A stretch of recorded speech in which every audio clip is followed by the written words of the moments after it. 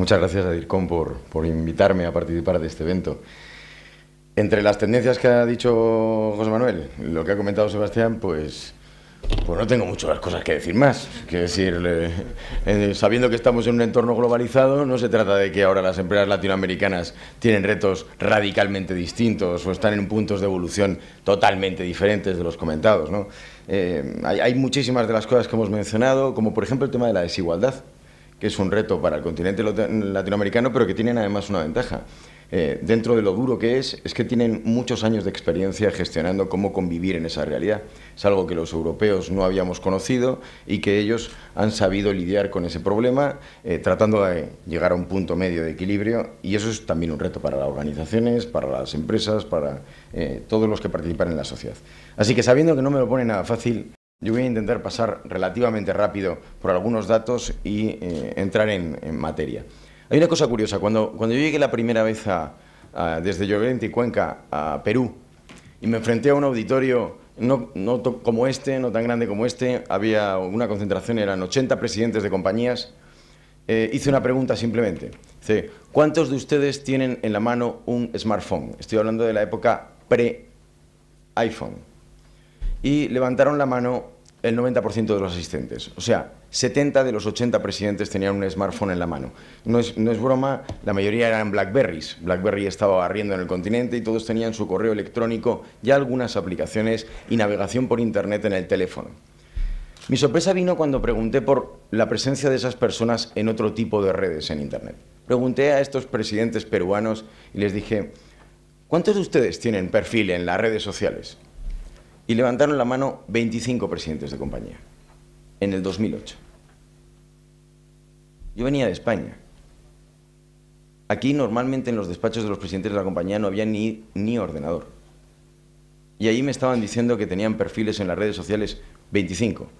Concretamente pregunté en qué red social. 12 de aquellos 25 tenían presencia en Facebook.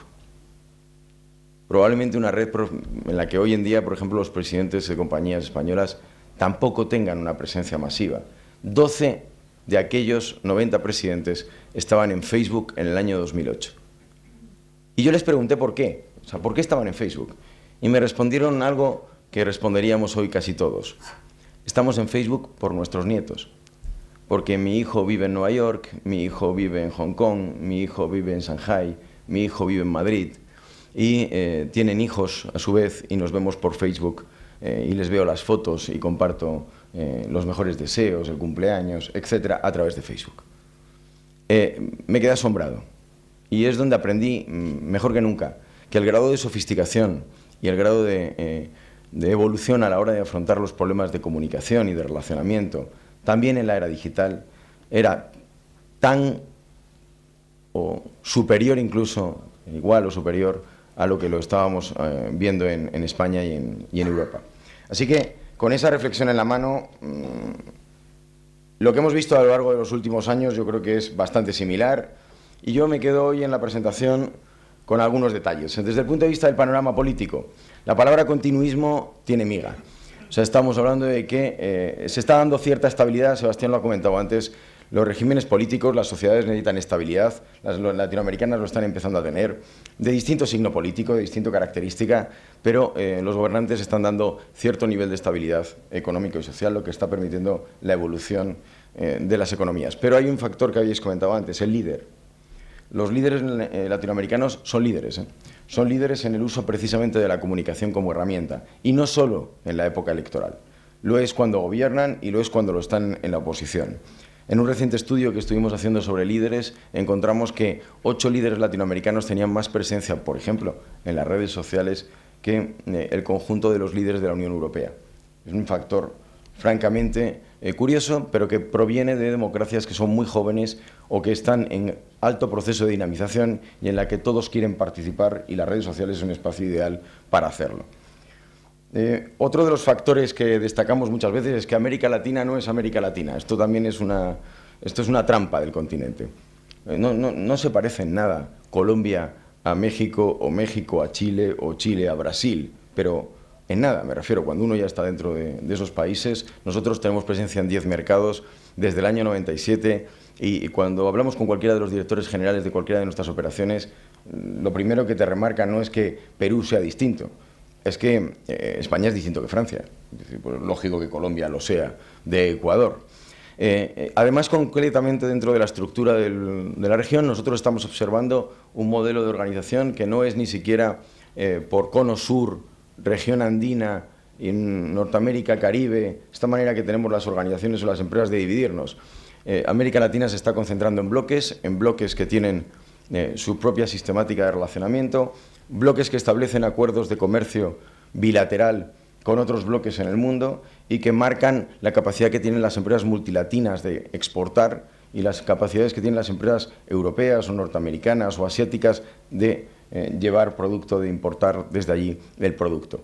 Eso está marcando la manera en la que se ve el continente. Así que también ver América Latina como un conjunto normalmente nos lleva a un error. Hay que dividir, y no hay que dividir necesariamente por países de tamaño y similar, sino por este tipo de configuraciones que tienen que ver mucho con la ideología política que está gobernando y con el destino que quieren los ciudadanos de ese país.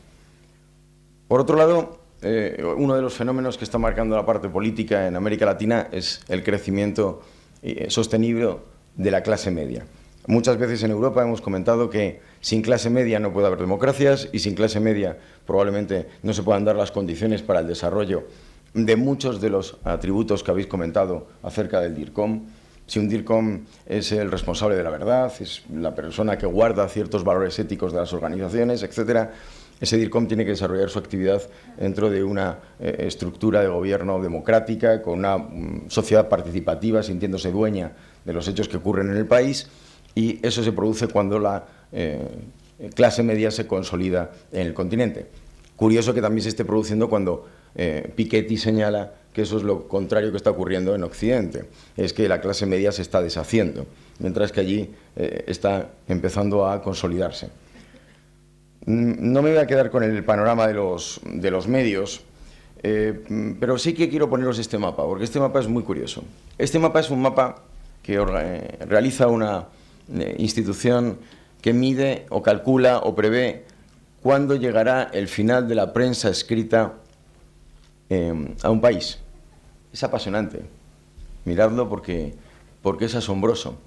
En rojo, Estados Unidos, por ejemplo, quiere decir que va a llegar en el 2017 o 2018. Ya estamos ahí. Yo creo que en el 2017 o el 2018 no van a desaparecer los periódicos de papel de Estados Unidos, pero la predicción es una predicción que va en consonancia con lo que ha pasado este último año. 150 cabeceras de medios han desaparecido en Estados Unidos. Es decir, que no desaparecerán todos, pero la tendencia es muy marcada. Si os dais cuenta, en azul, y digo en azul frío, está buena parte del continente latinoamericano. ¿Qué quiere decir? Que no se espera que hasta el año 2033, 2034 o 2035 se produzca el mismo fenómeno allí. Esto es esencial entenderlo, porque lo que está ocurriendo con los grandes medios y con los grandes grupos mediáticos en Latinoamérica es que están teniendo suficiente tiempo en el modelo de negocio como para estudiar cómo se adaptan a los cambios que se están produciendo en su entorno.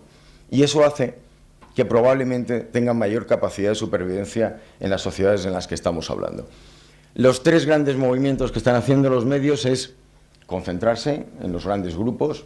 Es lo mismo que hablemos de Globo, Clarín, que hablemos del Universal, que hablemos del Grupo El Comercio, que hablemos de Tiempo. Están adquiriendo nuevas plataformas, normalmente en radio, normalmente en televisión, normalmente en cabeceras especializadas, y están concentrando el grupo para hacer sinergia. Se está produciendo un proceso de diversificación, están apostando por las publicaciones económicas, deportivas, esto ya lo sabíamos, pero también de lifestyle, etc. Y por último, se están posicionando muy fuertes en Internet. Perdón, cuando digo se están posicionando muy fuertes en Internet, es que están empezando a vender sus contenidos a mercados como el norteamericano traducidos al castellano, mejor que los medios de comunicación, por ejemplo, españoles.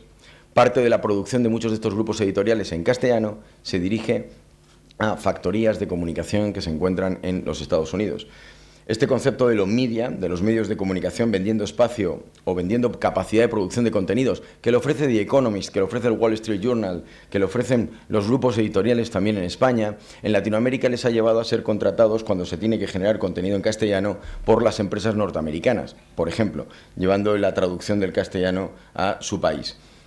Son conscientes de ello y no solo buscan lectores, también buscan que esos contenidos puedan ser compartidos por organizaciones, empresas, etc. No me voy a detener en los panoramas concretos del audiovisual o el de la radio, quizás destacar que la radio, o lo que pasa en España, es un medio con muchísima credibilidad, muy respetado, y un factor de la radio a tener en cuenta, muy en cuenta, es que se ha adaptado muy bien a esa revolución de las redes sociales. La radio en Latinoamérica, igual que ocurre en Europa, han sabido integrar en su programación de tiempo real la realidad que va ocurriendo en las redes en tiempo real y han sabido cruzar bien la información que publicaban con la información que difundían por las ondas. Eso pasa en Latinoamérica, igual que pasa en Europa. En el caso del panorama audiovisual, y ya no concretamente el de los medios de comunicación, sino en general el audiovisual, un dato interesante es que ya el 44% de la población, y esto tiene su punto de interés, el 44% de la población en el continente tiene acceso a televisión de pago, a televisión con contenidos de pago. Y no estamos hablando tampoco de una sola plataforma competidora, sino varias plataformas competidoras en los principales mercados. La televisión a la carta es un fenómeno que se producirá probablemente más rápido y de una manera más integrada en algunos países latinoamericanos que en España, como una realidad social. Y es un factor que tenemos que tener en cuenta las personas que nos dedicamos al mundo de la comunicación. Bueno, en Internet tampoco os voy a decir cosas que supongo que no sepáis. Quizás el factor más determinante, factor más determinante es que están tendiendo a porcentajes de penetración de acceso a Internet que comienzan a ser parecidos a los que tenía España en los años 2005-2006. Empiezan a estar en entornos de media de entre el 40 y el 50%. Eso les pone a un paso, a un salto, de estar dentro de lo que viene siendo los porcentajes de acceso y de uso que tenemos en Europa. Parecen distantes, pero no lo es tanto. También es verdad que tienen volúmenes de población muy alto. Y el factor que está revolucionando esta escala de acceso es el móvil. Y, por cierto, una gran herramienta de lucha contra la desigualdad, porque el dispositivo móvil en América Latina ha permitido que personas con niveles de renta muy bajos tengan acceso a Internet y por tanto no tengan la barrera de acceso a la información que tenían antaño, donde si no les llegaba la señal televisiva o el medio escrito de distribución, en determinadas poblaciones de Chile o de Perú o de Ecuador o de Argentina, no llegaba la información en tiempo más o menos adecuado. Ahora llega. Y el fenómeno de Internet, evidentemente, tiene dos mundos. El brasileño, donde el portugués impera y donde estamos hablando de 88 millones de brasileños en Internet, 88 millones de brasileños en Internet, o sea, el doble de españoles en la realidad. Y esto pone de manifiesto una cosa, y es que este Mundial, este miércoles cuando juguemos contra Chile, en Brasil, el Twitter en portugués también echa humo, pero echa humo salvajemente. En este caso probablemente luchando y deseando que no nos crucemos en octavos con su selección. Pero Brasil marca la pauta. México tiene 42 millones de internautas. 42 millones. Nosotros en nuestro país estamos en el entorno de entre los 22 y los 26, dependiendo qué estadística estemos consultando. Tienen 42 millones. O sea que realmente lo que impresiona en Internet son las cifras, algo de lo que se han dado cuenta los políticos, y cuando hacíamos este estudio de su presencia en la red, nos dábamos cuenta de que la mayoría habían apostado por las redes para desarrollar su trayectoria y además lo estaban haciendo con éxito. Cabe destacar que Peña Nieto o que Cristina Fernández de Kirchner, dos regímenes totalmente distintos, dos líderes totalmente distintos, dos partidos políticos totalmente distintos, son dos líderes que usan Internet a diario y que cuando el presidente Peña Nieto nos contaba por Twitter la noticia de que habían capturado al Chapo Guzmán felicitando a las fuerzas de seguridad del Estado, en ese momento desde Twitter esa noticia voló cruzó el planeta, los medios se hicieron eco y el presidente lo había contado a través de su perfil de Twitter. Lo mismo lo hace Cristina Fernández de Kirchner con algunas decisiones, por cierto, que afectan a empresas españolas y lo manifiesta tranquilamente en las redes y lo primero que hace es a sus fans pedirles el soporte y el apoyo en la difusión de sus mensajes, ¿no? Bueno, con esto quería llevar a cuáles son las 7 tendencias que identificamos dentro del mundo de la comunicación corporativa y que están haciendo frente a estas realidades que os estaba comentando y que son 3 internas y 4 externas. Aquí tenemos las externas. En primer lugar, la comunicación corporativa en el continente americano sigue mucho y ha seguido mucho la evolución socioeconómica. Parece una tontería, pero el hecho de que el gran reto en el caso de Ecuador o de Perú sea la bancarización de la sociedad, la mayoría de la sociedad no tenía una cuenta bancaria y el hecho de no tener una cuenta bancaria generaba problemas de seguridad en el manejo del dinero. El hecho de que no tuvieran una cuenta bancaria hizo que los bancos se lanzaran a comunicar activamente el proceso de bancarización, que era un proceso fundamentalmente de reto país y no de reto empresa o de reto sector, sino de auténtico reto país. Eso hizo que la función de comunicación en los 2000 cobrara una importancia y una relevancia enorme, porque no solo dio presencia del DIRCOM dentro de la compañía, sino que los gobiernos vieron en los DIRCOM el gran apoyo para solucionar algunos de sus retos, como este que os estaba comentando, la bancarización.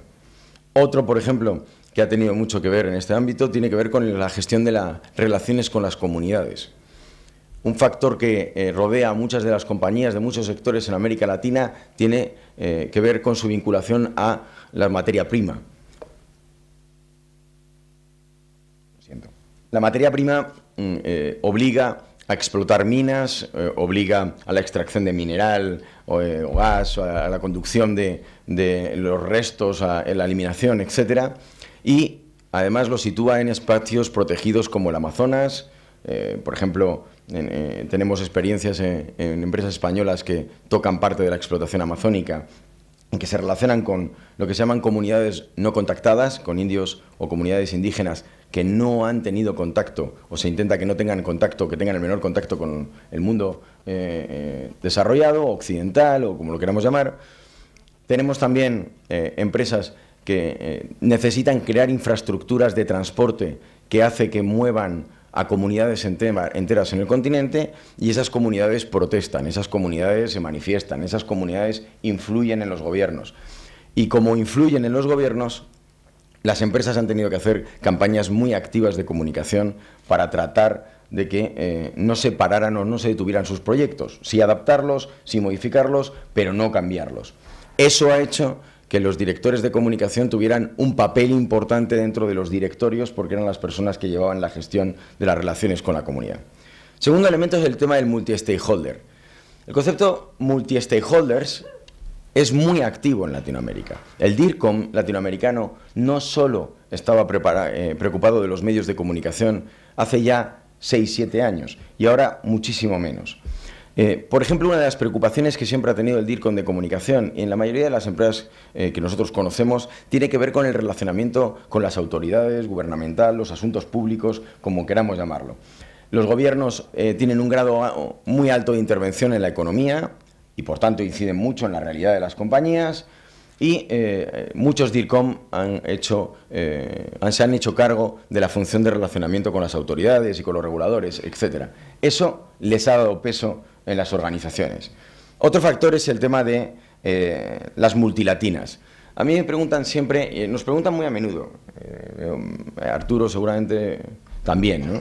Nos preguntan, ¿quiénes son vuestros clientes en América Latina? Las multinacionales españolas, primera pregunta evidente. Segundo, las multinacionales norteamericanas, segunda pregunta evidente. No, la mayoría de nuestros clientes en América Latina son las multilatinas.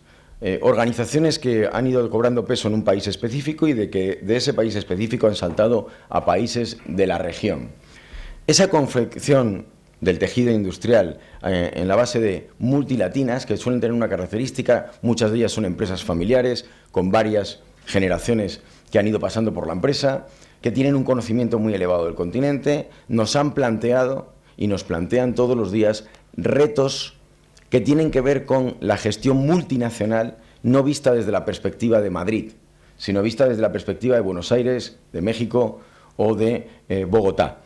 Y ser capaces de adaptarse a ese entorno multinacional también ha hecho que muchos DIRCOMs cobraran un papel especial, que tomaran un poder especial.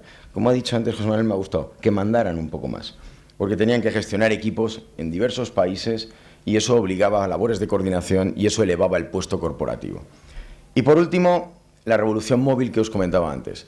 El hecho de que en América Latina la mayor parte de las conexiones a Internet se producen a través de un teléfono móvil ha hecho también que la accesibilidad a la información sea absolutamente ubicua y que eso haya obligado a las compañías a pensar que la aplicación del anuario DIRCOM tenían que ponerlo en el mercado si era posible en el 2009, en el 2010, en el 2011, con lo cual han tenido una gran experiencia no en la gestión solo de las redes sociales, sino la gestión de las redes sociales teniendo en cuenta el mundo móvil, algo que para nosotros probablemente en los últimos 3 años haya llegado y que para ellos fue llegando paulatinamente por aquello que os contaba de que en el 2008 buena parte de los presidentes tenían ya en la mano una BlackBerry y la utilizaban de manera activa.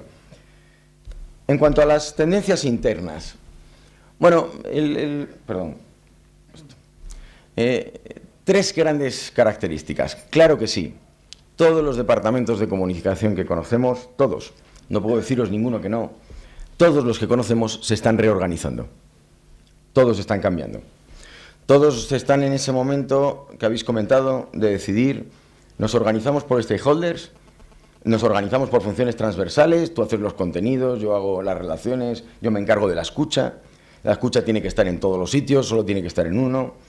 O también se están preguntando cosas como seguimos con comunicación interna o externa, en efecto, o si tenemos responsabilidad social corporativa bajo nuestro paraguas o no. Todas se están reorganizando. Lo curioso es que la reorganización que están llevando a cabo está teniendo en cuenta algo que es importante, y es que no heredan un contexto en el que la comunicación había pasado por 3, 4, 5 fases, como había ocurrido en nuestro entorno. Jefe de prensa, responsable de comunicación a director. En muchos de los casos las personas y la función y el cargo han nacido en los últimos 15 años de golpe. Y al haber nacido en los últimos 15 años de golpe también se ha beneficiado de mucha de la literatura que estaba en el mercado y han podido ponerse en el último punto del estado del arte. La mayoría de las organizaciones con las que nosotros trabajamos, cuando nos cuentan cómo están reorganizando sus departamentos, lo están haciendo a la última de lo que se está implantando. Y están invirtiendo en ello. Formación, recursos, compra de herramientas, estructura, proceso, relacionamiento con el resto de los departamentos, están poniendo dinero.